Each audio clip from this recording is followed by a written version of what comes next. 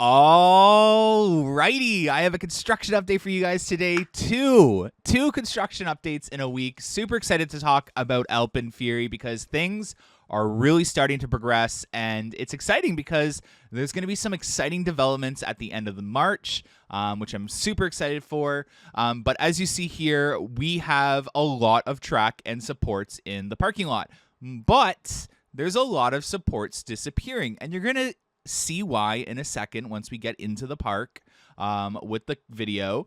But as you see here, they've sectioned off what parts are for which part of the coaster, and just by zooming out you can tell which one is for which group is for which part of the ride. So I'm going to talk about that right now. So if you look really closely, you can kind of tell the groups or sections that the company has placed these track segments and supports in. So in red, we have our double inverting top hat section of the ride. It's got its black supports that'll be half below the mountain, and then they'll transition into the bluer teal supports above sky view. And then you have your track segments for that section. In yellow, we have our little first end to the booster launch. Then you have your Stengel dive, as well as your supports for that area heading into the mountain, and then the first launch, as well as those transfer track segments with the drive tires on them. So that is the Alpenfest Boost Stengel Dive main launch section of the track and supports. Now in green, we have our track slash supports for the Fire Serpent roll slash Ice Winder roll.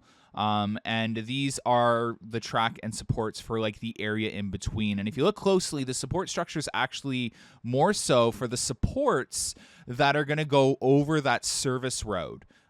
If that makes sense to you guys, right behind Pizza on International Street. There's that weird complex support structure to keep it above the service road, and that's that section. And in black, we have the catwalks and storage shed area. All right, so as we head over into the Alpenfest area, the trench is almost complete. Well, the foundation for the trench is almost complete. They're going to go in and do the walls, the retaining walls, and then they're going to put in those giant, I don't know what you call them, like cinder blocks slash stonework for decorative. In the Alpenfest area, the station building, you can tell that this entire area is going to house the station slash walkway towards the merch store. And on top of that, it actually looks like a lot of the queue is going to be housed indoors underneath. Now, how that's going to work, have absolutely no idea. A bunch of wood has started to be dropped off in the Alpenfest area. That's obviously for the station area. I fully suspect timber kits will be behind the station. But yeah, still a lot of work to do in the area, but it is starting to take shape. No work on other theming going on in the area yet. No changes at all to like the bumper cars facade or any other building's facade as well. I would really like to see that. I do find the area extremely outdated, so I'm really hoping they're able to do something with this area. With that being said, retaining walls, or the forms, are going up for the first part, the entrance tunnel. So as you see here, the walls slash forms are going up for them to build the tunnel entrance at least. I don't know how far back those forms go, but there's a lot of forms here, so it looks like enough to do the retaining wall area and the first little bit. So it's definitely going to be a little complicated, but I suspect they'll be able to lift the track pieces over this wall and put them in place still. But definitely a good sign that you're seeing the forms and work start for those tunnel walls inside the mountain for the launch. Here is the station building itself. As you can see, they are about to pour the foundation, the floor, for this area. This is where a lot of the queue line will be, as well as the merch slash exit store.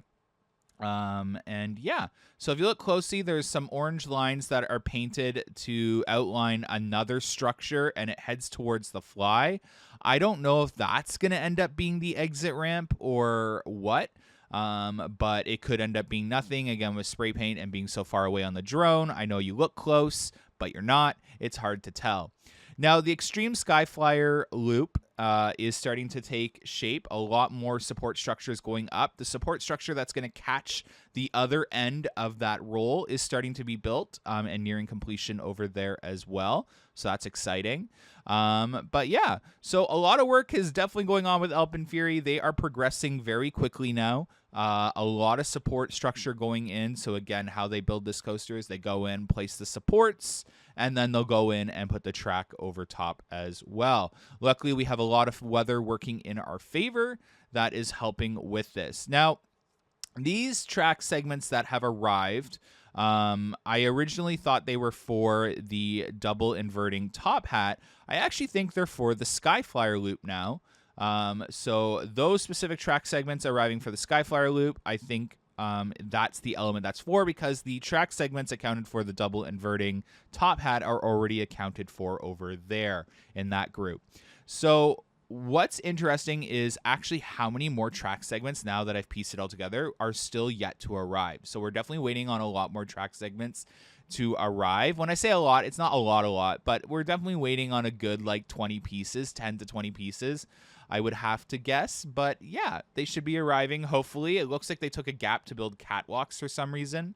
But someone in the podcast had brought up a good point that tariffs were impacting like coaster rails, like the like catwalks and side features and all that, but coaster track isn't actually labeled a part of the tariffs that are placed on steel. So that is some good news, and maybe that's why there was a pause on delivering track, and they switched to bringing other features in before the track. Alrighty, so the last section of Mindbuster that needs to get done is the drop.